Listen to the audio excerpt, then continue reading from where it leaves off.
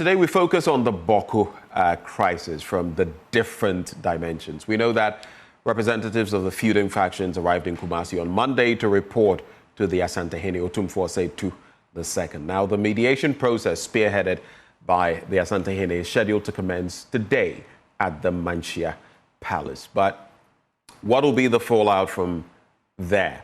And what are the expectations even?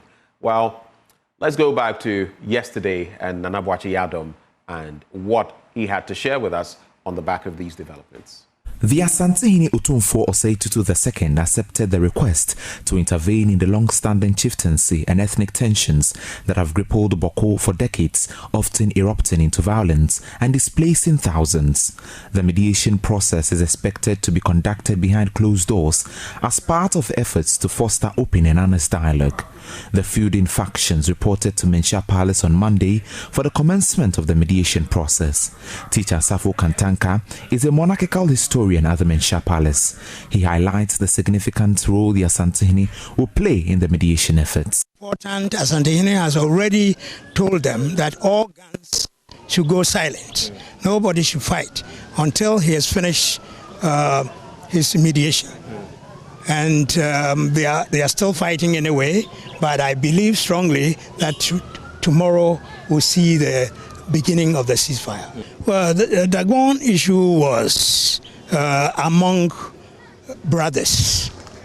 So that makes it a little different from a case where it's between two different groups.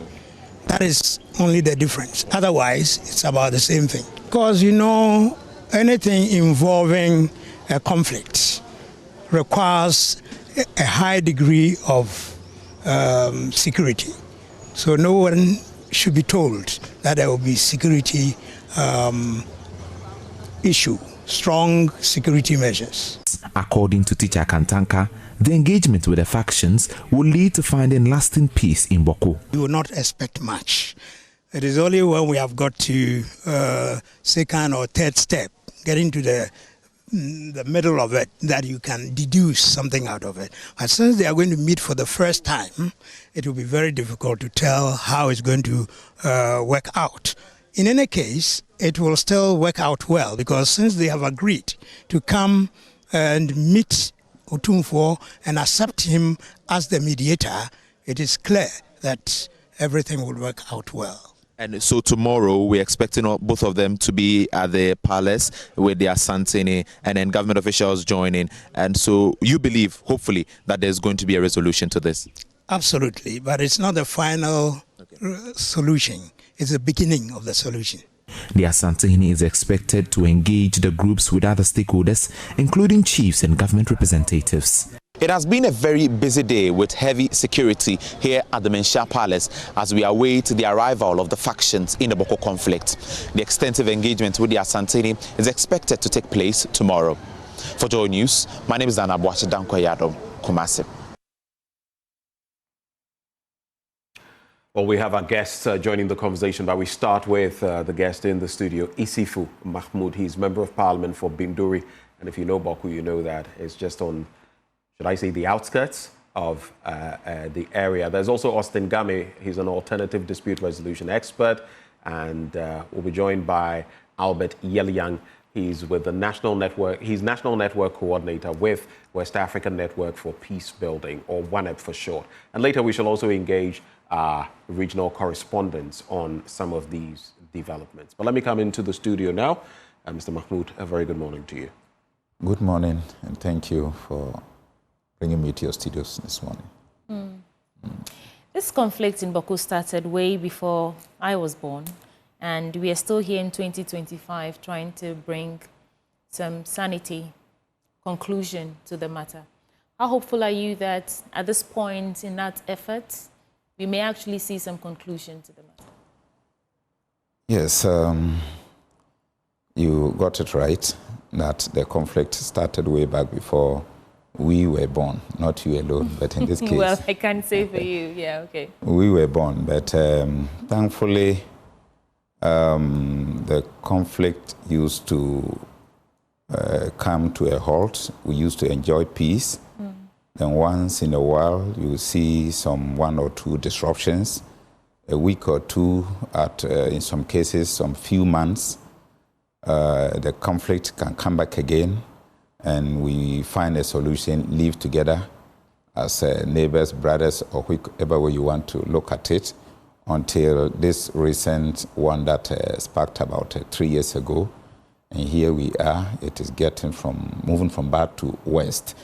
Yes, and per the question you asked me, maybe this is because we have not solved it or putting in measures enough that if we resolve it or if we ever enjoy peace, those measures are enough to check and ensure that, yes, we don't ever see the conflict again.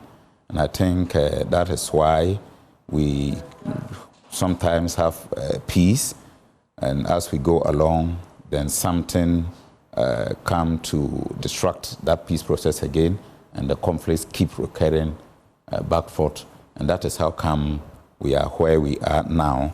And I think that we've all come to understand what the question you just asked, that is a long, old conflict. And so we need to find a lasting solution, and not like what we've done in the past, that the conflict keep recurring again. And so I believe that that is among the reasons why government has referred it to Otumfuo to mediate and find a lasting solution to it. And so I'm quite confident that we are looking forward that this Otumfuo-led mediation to bring a lasting peace to Bawku. Ben will come in shortly, but I want to take you back. And from your perspective, why do you think we keep coming back here?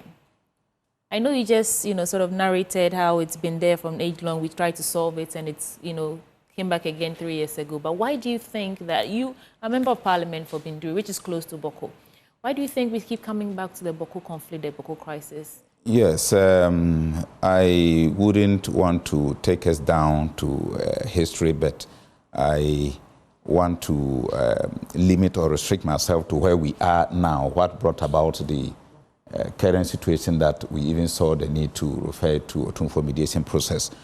Yes, what we must understand as leaders, because I am here as a member of parliament for my constituency, is that if you are given a responsibility, being it professionally, being it whichever way that you find yourself as a leader, you should foresee that your actions and inactions may lead you to certain consequences someday.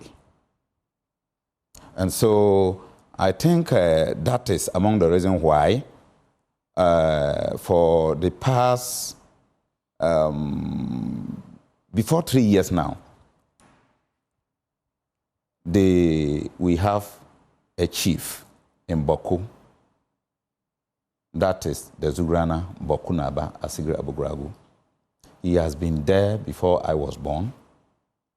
He's a legitimate chief, gazetted to perform both his traditional and statutory functions. Then all of a sudden, yes, there may be issues. Someone may disagree with that process, or someone may disagree about he being the chief of the area. But if you disagree, you have to go through the same legitimate processes to destool him, which, among others, make sure that his name is removed from our national gazette as a chief, before you can then think of inskinning another chief.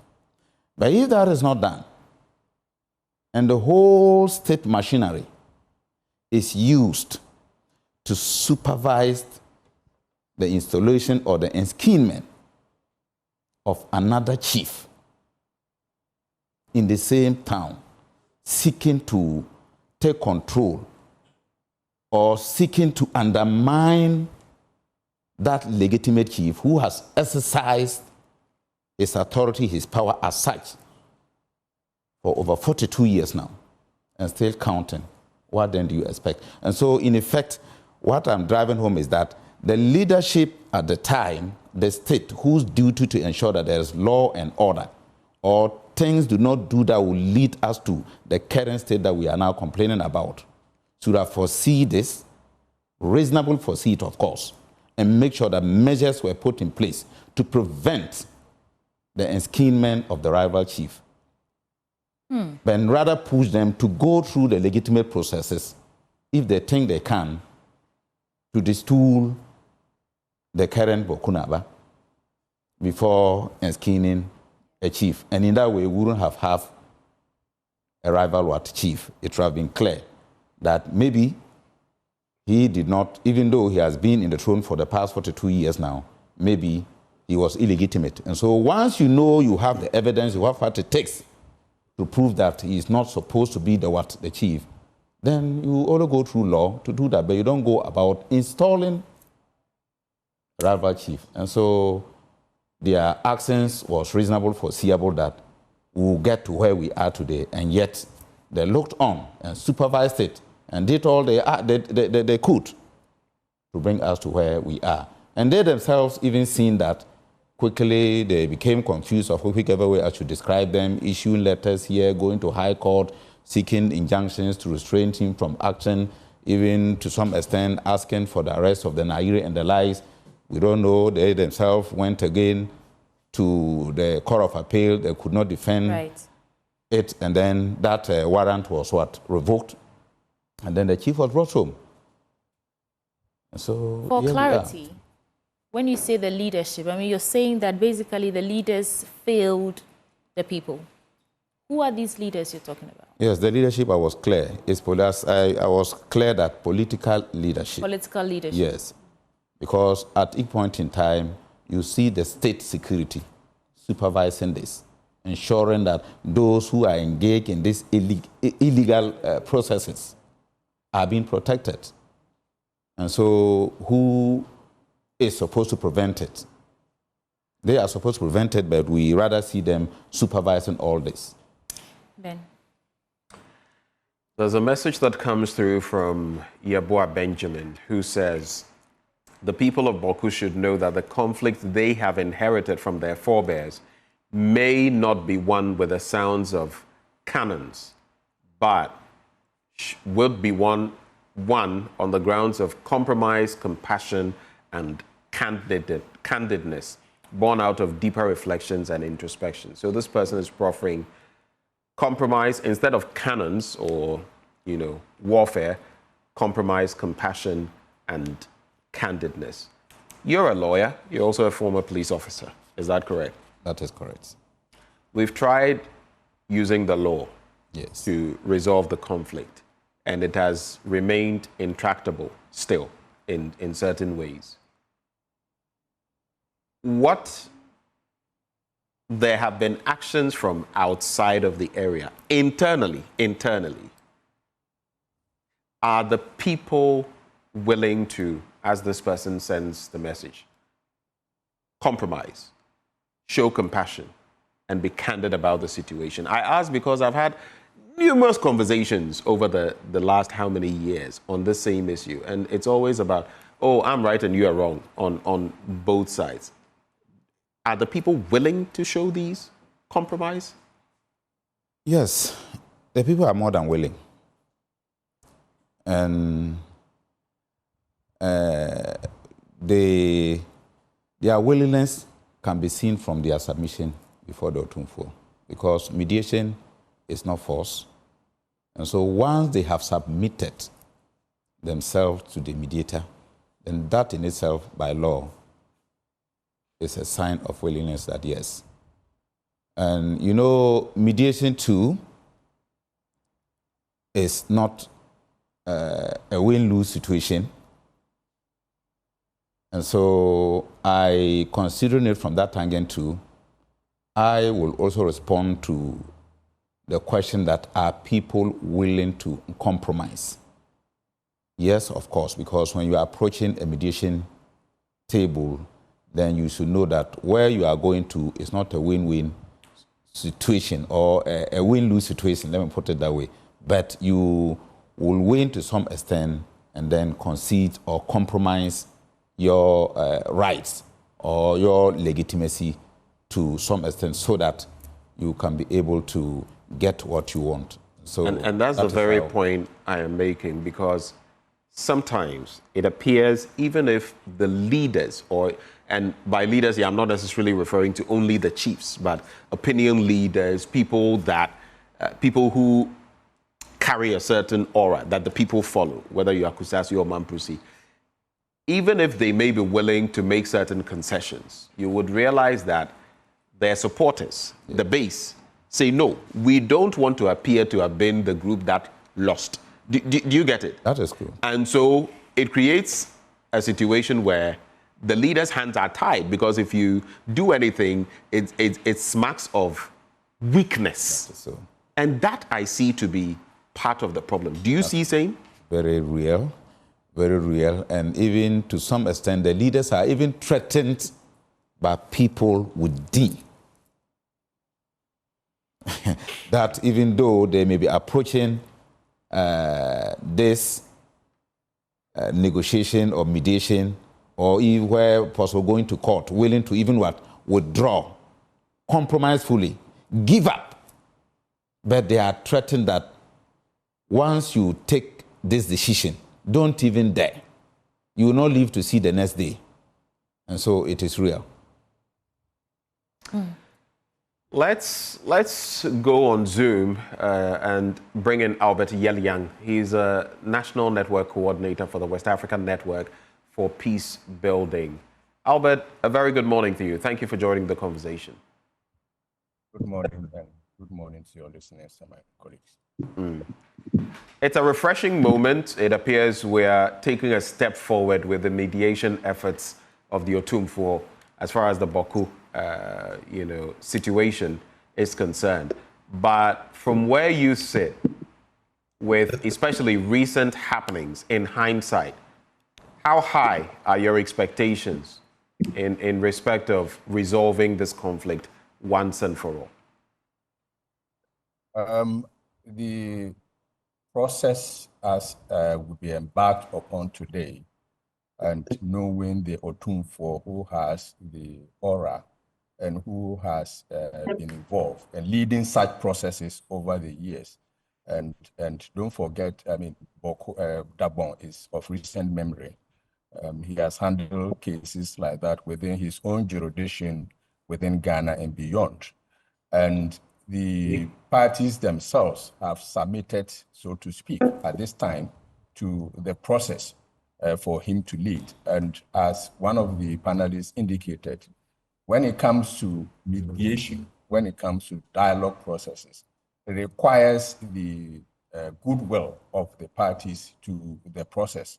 And if they have accepted him, what will then be the case is what will be put on the table for them to discuss. And so until those issues on the table, are made known to either parties, then they begin the process. And depending on how the process is also handled, it would eventually result into some outcomes that the parties would be happy with. And as indicated, mutuality is very important. Compromises are very important. Respect along the process is very important as well. And if the parties get committed to the process and it is technically handled well with all the sensitivities that is required, I think that eventually we would come to a certain conclusion that we will not be having the recurrence of violence that we've witnessed over the years in Bawku. That has become something that is at our neck, that the whole country is kind of frustrated with the situation in Bawku. And let me say that mutuality is not about 50-50. It's about whatever that you agree with or both parties agree with, that they become satisfied with. So the expectations by some that I am hearing that it can be 50-50 is not usually the case. So the process will unfold and then we will all be monitoring. I think that basically there have also been people who have been involved in this process, the Bawku issue, for about 2 decades now. And I think that in some of these processes, we have the other kings who are part of the process. However, it's always important to have some technical people who can be monitoring the process and who can provide some guidance also. Not to say that the parties leading, the Otunfo and his team, don't have the capacity. That is not what I'm suggesting. But I'm indicating that it's usually important to have an expanded, comprehensive kind of process that people are observing and also suggesting, some issues or some processes that can, or opportunities that may be unfolding. And then also we require, building a groundswell, as indicated by one of the posts. It may be happening at that elitist level, technical level, at that high level, leadership level. But then on the ground, the dynamics can be different. And I have the experience, and so many people have, that in many of these instances, there is the need for ground building, to build the ground, enable the parties on the ground, the following, so that when there are outcomes along the processes and the eventual outcome, then it becomes acceptable. So that is also very, very important. So we should not focus just at that level where the Otunfo is leading the parties, but then also deploying some strategies on the ground so that if there are outcomes along the processes, then those outcomes can be handled properly or accepted properly, and the process can be smooth. Right. You said that we have to understand the issues. In fact, let's put all the issues on the table, understand, and then we can begin a comprehensive process to resolve the issue.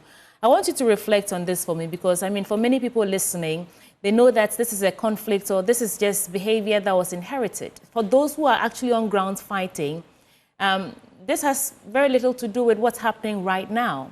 I read research some time ago about some experiments conducted in a lab where some monkeys were put in a lab and a banana on a pole, and if you climb up, they sort of shock you, electrocute you. And so over a period of time, the monkeys realize that you don't climb up there because there's something there that you don't like. And even when they removed the electrical elements from there and the banana from there, every new group of monkeys that come in, if you try to go up there, they will try to pull you down because they're preventing you from reaching to that dangerous place without even understanding why it started in the first place.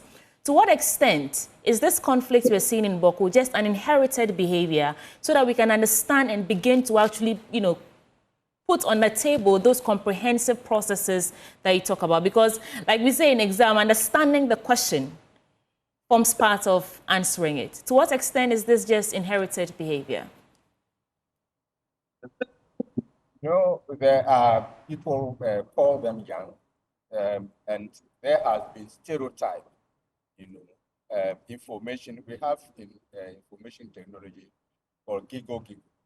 So sometimes what has been pushed into the minds of some of the people is what they hold here, and depending on who is doing that, it even sticks more than any other person. So that. Oh, Albert, I really want to understand what you're saying, but we are getting an interruption in your network. Perhaps if you could just park for us, let's have this conversation and then you can proceed, if it's possible. Otherwise, we can try again.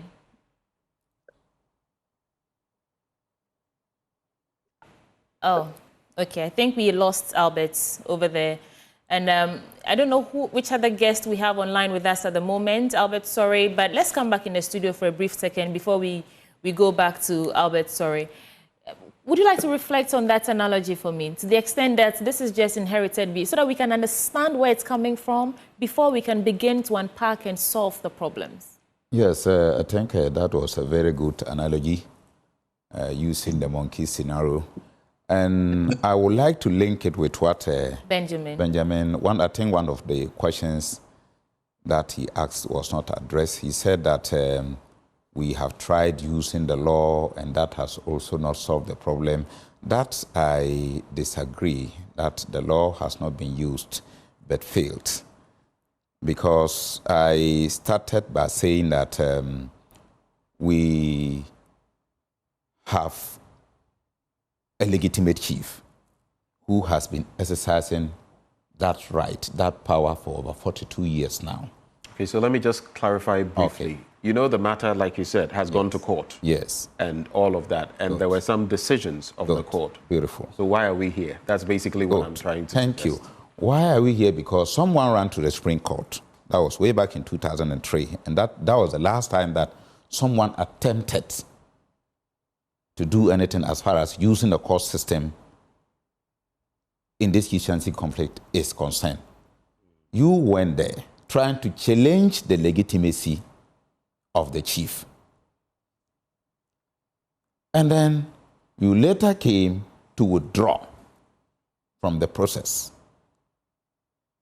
and went back to now decide that, oh, I will not go through the law again. Because you knew that going forward, maybe it will not favor you. Maybe your lawyers had advised you that, look, if you want to be skinned or be made the chief of Bawku, per the status quo, per the law, per the precedence that governs the Bawku skin, going to the court will not help you. And so they decided to abandon the process. That is simply how someone sitting somewhere will understand it, because if you know going to the court, you will get your reliefs, definitely they will have proceeded. So they abandoned the court process and come back and decided to go to Nairi and get themselves skinned, knowing very well that there was a legitimate chief in the place. So that I cannot support, that we use the law or we have applied the law but failed.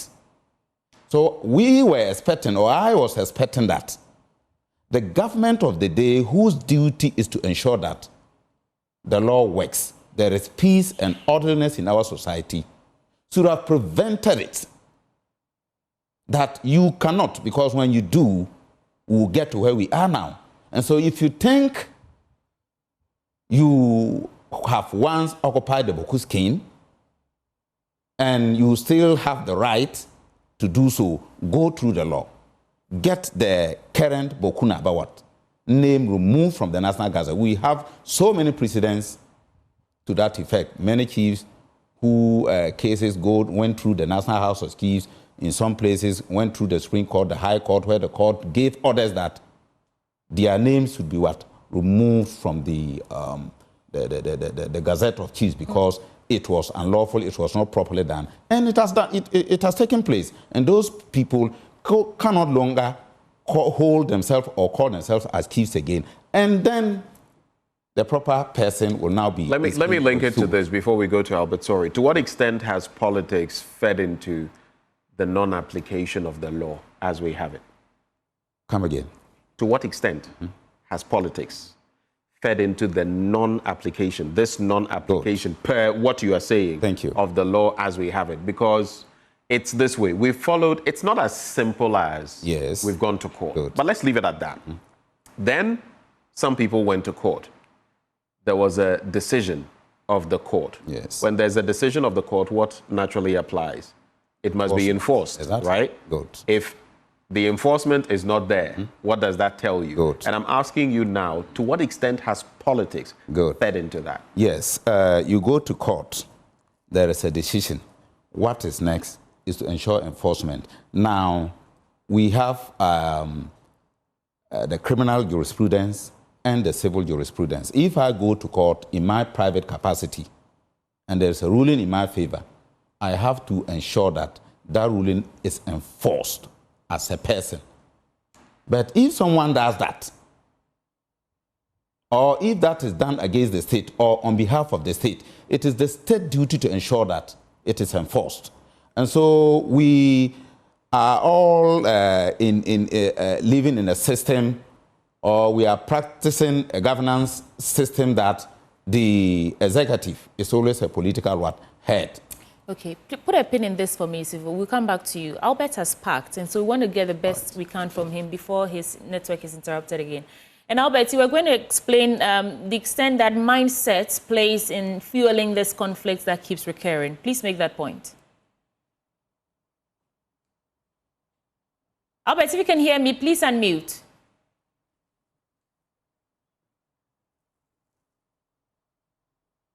Okay, doesn't think Albert Yeo Yang can hear me. He's ready now. Okay, Albert, we're waiting. You were going to make a point about how mindset plays a role in the conflicts recurring. Please make that point for us.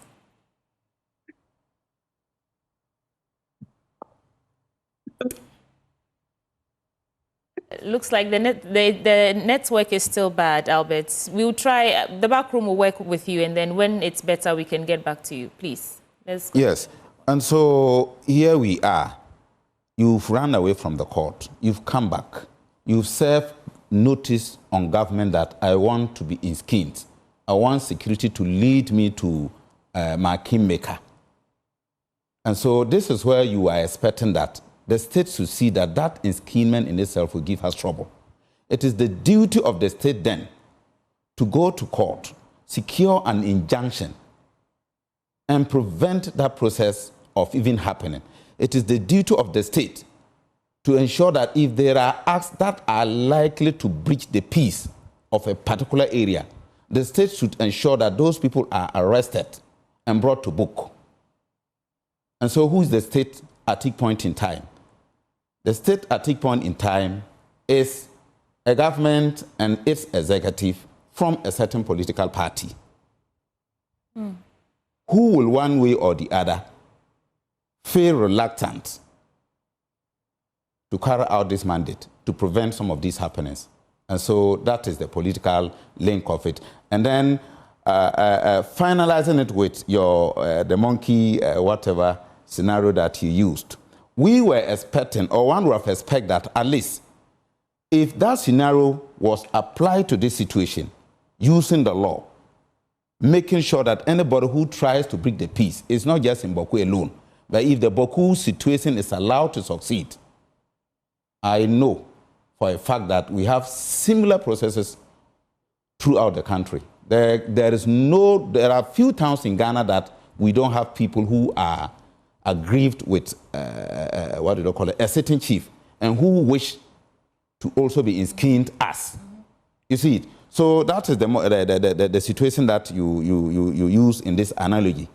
And so one would have expected that the Bawku situation, the law would have been applied, punish anybody who wants to try the process.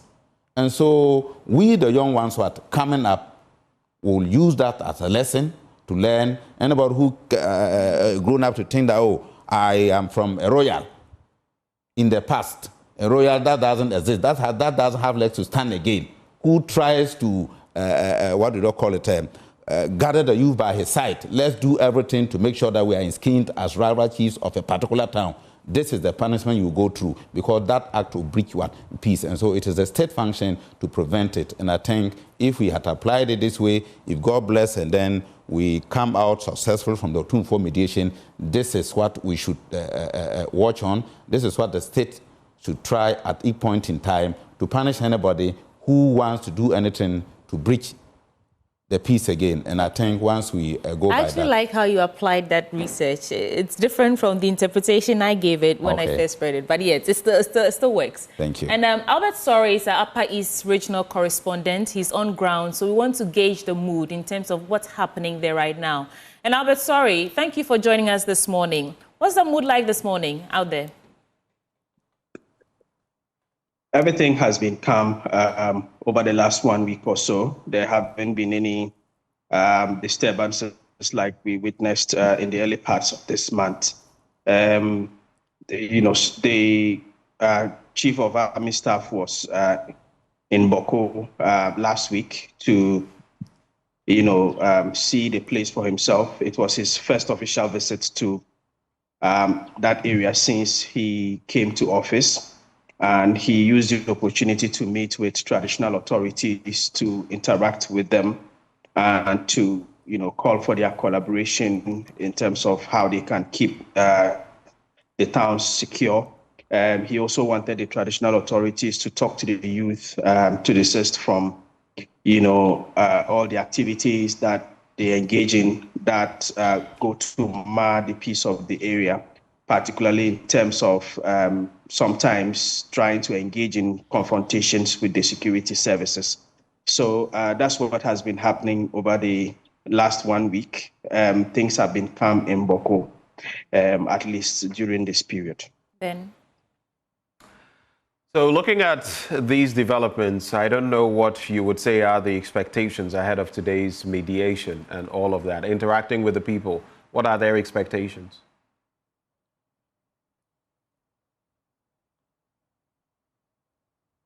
Hello, Albert.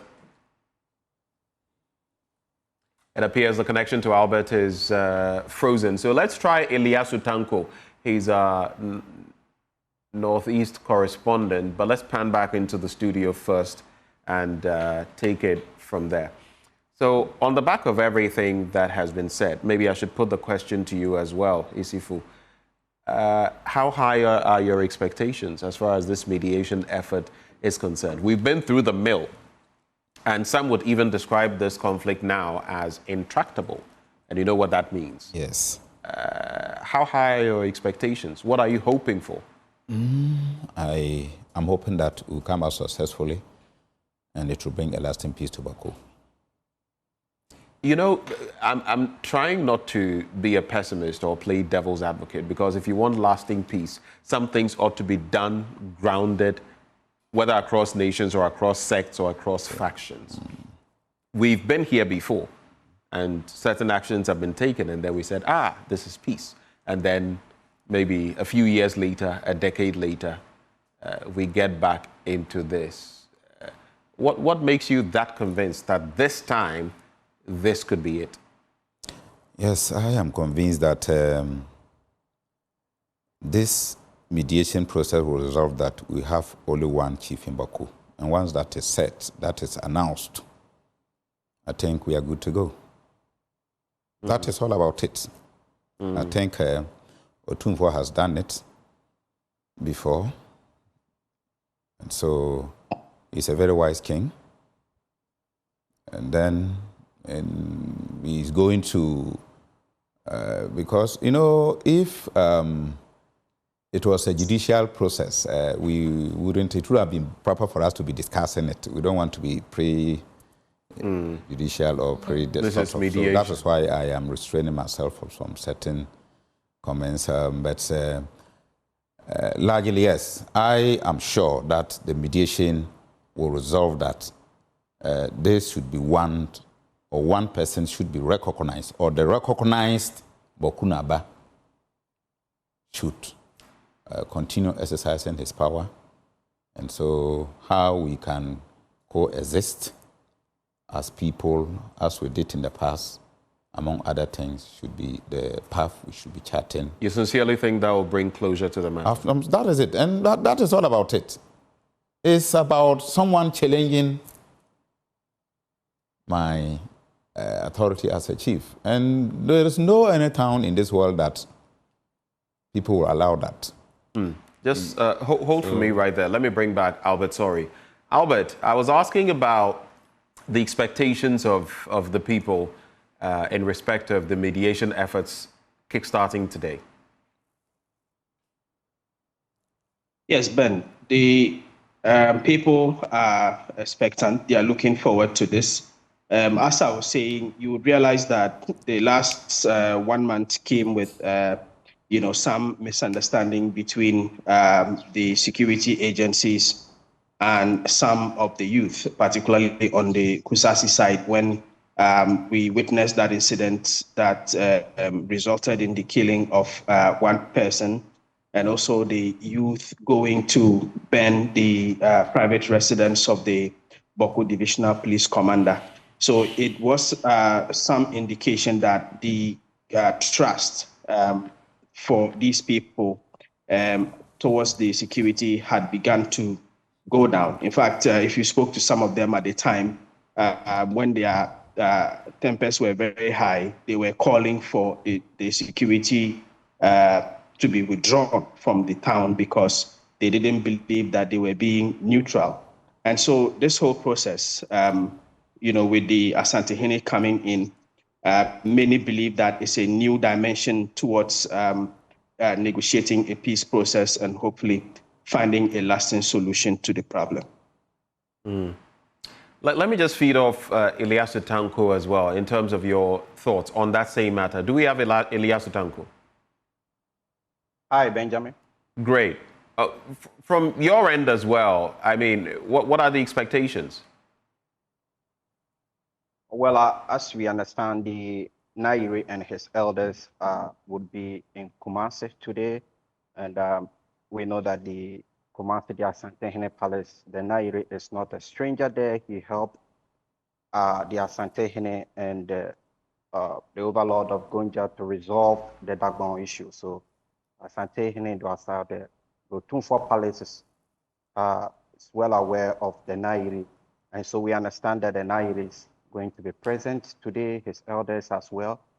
The mood in Nalergo and Walewale is very calm. There have not been any incidents since the beginning of February, when there were a lot of violence on the Nasia Walewale Bolaga Road. As of this time, everything has been calm, and the youth, especially those in Walewale, are really eager to see the permanent resolution of the Bawku conflict, because they are always almost get entangled anytime there is tension in the Bawku area. So Walewale youth in particular are urging or are expecting that this issue will find a lasting solution once and for all. Ilyasu Tanko, thank you so much. We do have Austin Game with us as well, and maybe we can take brief comments from him while we wrap up the conversation. Austin Game is an alternative disputes resolution expert. Sir, thank you so much for joining the conversation. At this point where mediation has begun, what are your thoughts? Please drop a pin.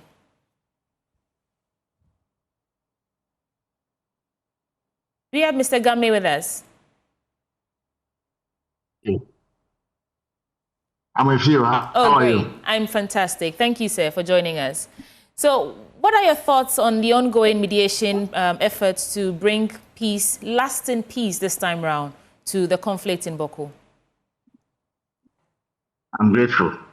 To be honest with you, we all know, at least I know, that one of the most civilized ways and means of resolving dispute is to use mediation, because it's a process that is voluntarily agreed to.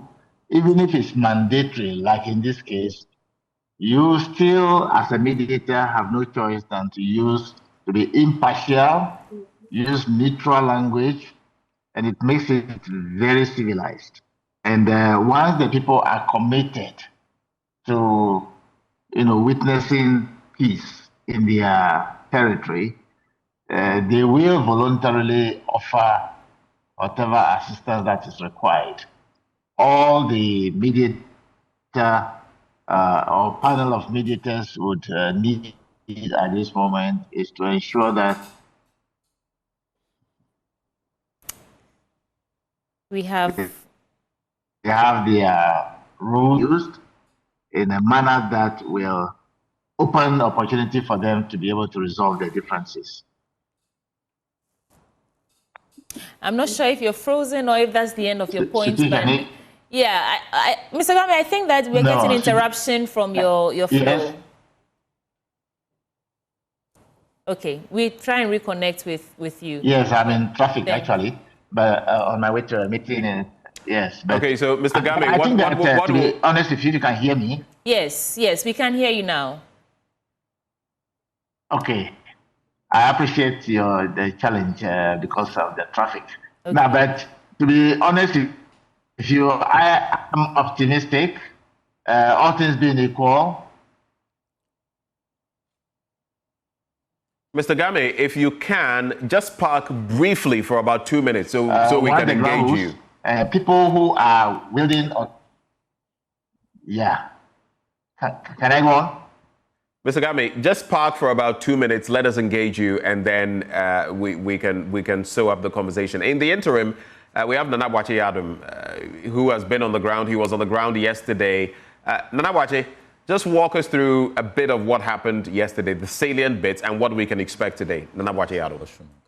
Yesterday was the reporting day where we had the factions in the conflict reporting to the Asante-Hene Otumfuo Osei-Tutu II. As around 3 p.m., that is when we have been told that the factions reported to the Asante-Hene.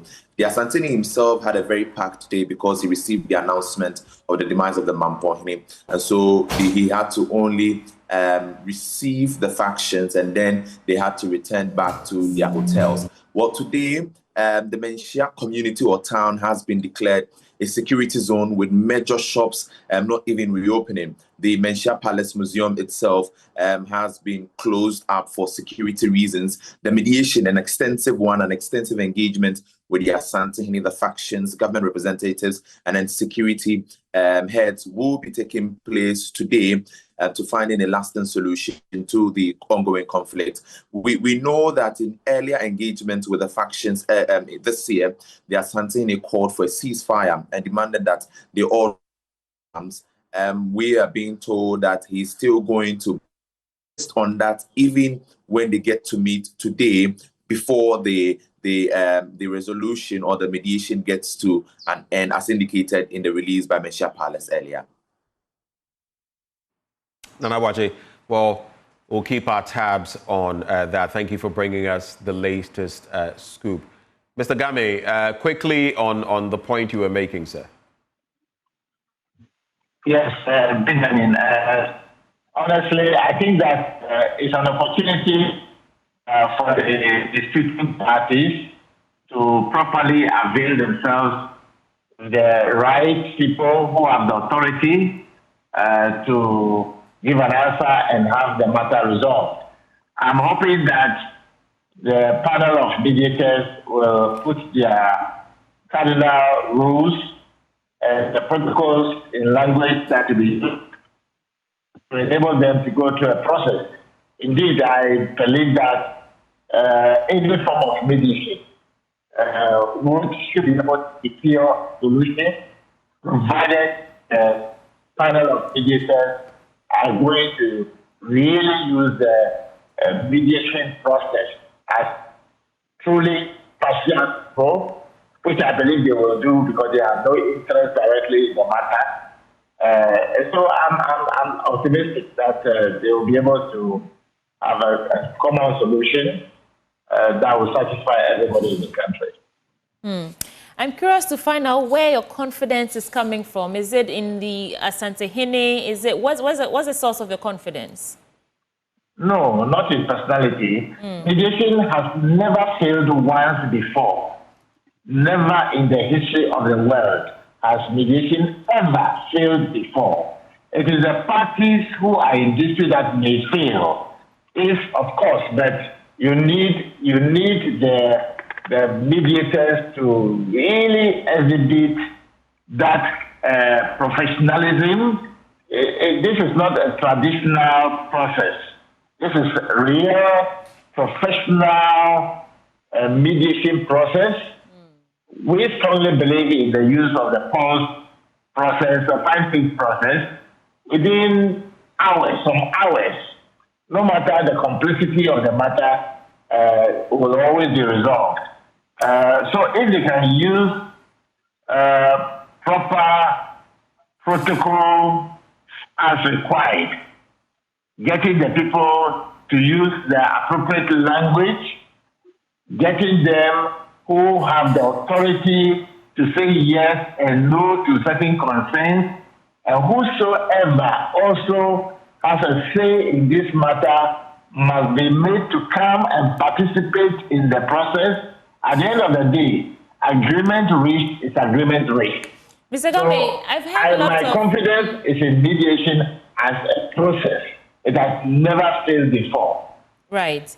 And Mr. Game, many will tell you that the issue with the Bawku conflict, at least the recent one we're seeing, is a matter of trust. And you're saying you're confident that mediation can help rebuild that trust. We know that trust once broken, it's not that easily regained. Yeah, it's about, it can be resolved. We have been involved in mediation, not just labor, not just marital, many other, like the Teshi chieftaincy case that we have resolved. The trust wasn't there. The way people have 6 royal houses, we should have 3, and approved by Supreme Court, not once, not twice, in the wrong way. And in the process, they acknowledge their error in the whole thing themselves, not imposed on them. It builds trust immediately. And the language to be used by the panel of mediators must a lot.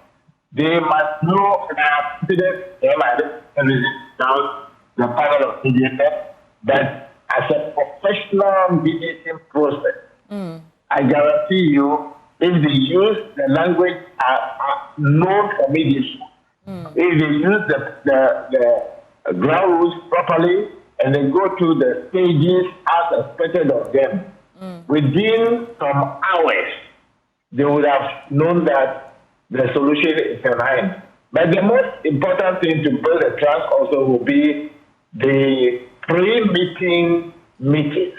There must be a pre-meeting meeting with the parties separately, and so the mediators will be seized with the concerns both parties have separately, and when they come together, harmony, trust building, and everything becomes a matter of course. Austin Gamile, thank you so much. He's alternative disputes resolution expert. Sir, thank you for your time. And as we wind down, I'm going to ask you for your final words, Isifu. Yes, my final words is that, yes, I am quite confident that this will be this will bring the lasting peace, as I indicated earlier, because both parties are approaching the mediator at the time that we have recorded so much losses or loss of lives for property destruction. At least we even talk about that, the better. And so once they have this at the back of their minds, the people they are fighting to lead in their capacity as chiefs themselves have been distracted. You saw I think your reporter, Albert Asori, reporting about when the security officers wanted to escort one group of people to a market. You saw what happened. So I'm quite sure that you don't continuously expect to become a chief whilst your subjects suffer or are being treated in this manner. And so once you are approaching the mediator, and we are having a mediator who has also conceded or somewhere along the line has allowed certain groups of people or tribes who he used to exercise his reign or his power over them. But with time, he has seen it that those people themselves deserve to be on their own when they demanded for. Right. You get it? Right. And so one cannot or should not expect that the colonized style of chieftaincy can still exist in this 21st century. Okay. And so once all the parties have this in mind, then when it comes to a time that some people that you were ruling them in the past now feel that enough is enough, you can no longer rule us. We are a different tribe. We have our practices. We have our customs different. We can be on our own. We have gone ahead to be on our own for the past 42 years now. This is not the time for us to think or dream of exercising your chieftaincy over us again. I think when you look at all these things holistically and approach the mediator, we'll have a lasting peace in my area. Thank you, Isifu Mahmoud, Member of Parliament for Binduri. And fortunately for us, we have Albert Young with us. He's back on the line with us, so we'll wrap with him. He's a National Network Coordinator, West African Network for Peace Building. And there was an interesting point you started on that I really wanted to get the crux of, about mindset and how it plays a role in this. If you can hear me, Albert, please share your thoughts with us on that. Yes, so the issue is this, that there have been narratives over the years that have constantly influenced the Bawku conflict. Narratives about who is first settler and who is later settler. narratives about legitimacy to the land, narratives about legitimacy to the skin, and narratives about processes that have taken place over the years. Both APR, then we have the judicial process and also the one by the houses of chiefs, and the outcomes. And each, faction, members of the factions tell different stories, as far as these events or narratives are concerned, and it is fueling the conflict all the time, We also have the issue of what is it that we now have on our hands? Is it a social conflict issue or is it a security issue? And I would say it's both. At the moment, it's no longer just about the chieftaincy and these legitimacy issues that the people are asking or talking about, but it's also a very serious security issue. Because over the years there have been deaths, there have been destruction of properties, there have been elements who have taken advantage of the situation and have benefited profoundly from it. And all these people will not just want to wake up in a day and see that the conflict in Bawku is ended. So as the mediation goes on, we need to look at all these levels, and deploy an expanded approach, as I indicated. How do we reset the minds of the populations to follow the process, as one of the panelists indicated? We have a situation where those directly engaging in the mediation agree on things, and then they come back on the ground is different. One person gets up and fires a gun. Another person gets up and says, we don't agree.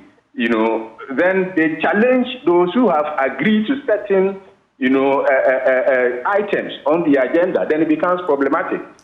So we need to build a groundswell, carry the people along, all the process, all through, until we come back, we get the ultimate outcome of the process.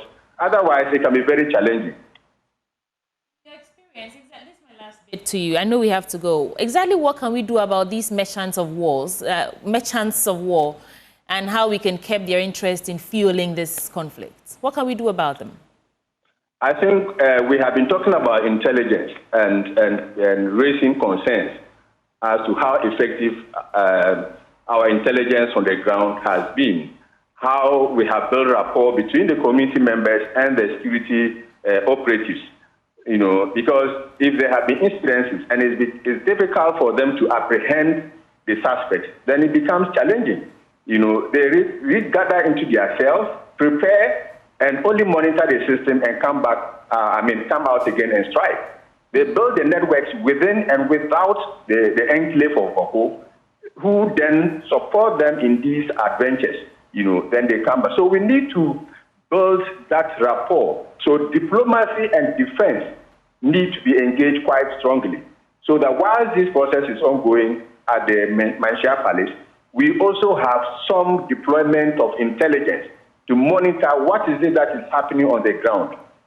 What strategic moves are taking place. And with this, we will require the cooperation of the populations.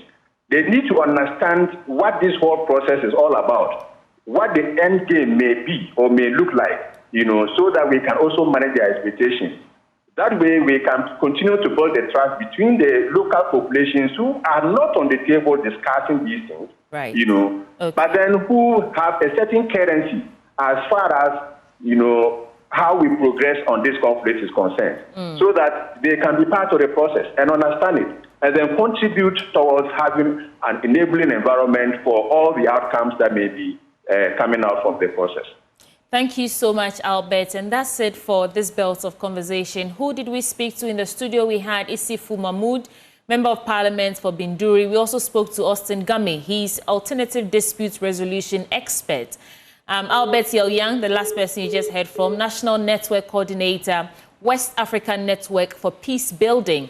Of course, correspondent Albert Sorry for the Upper East region.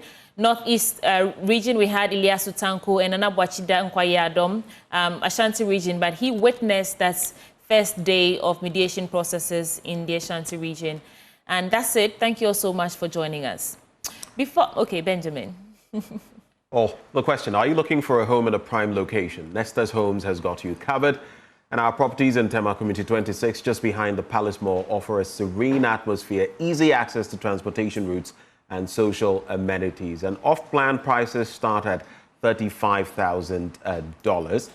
Reach out to us today on 0531 014 440 or 0531 014 447. You can also check out our website www.nestas.com.gh. Ghana, let's talk about water tanks, because you know, and I've been telling you the secret to water storage, and it's simply, if your tank doesn't have the tortoise on it, it's not the correct tank. That's right.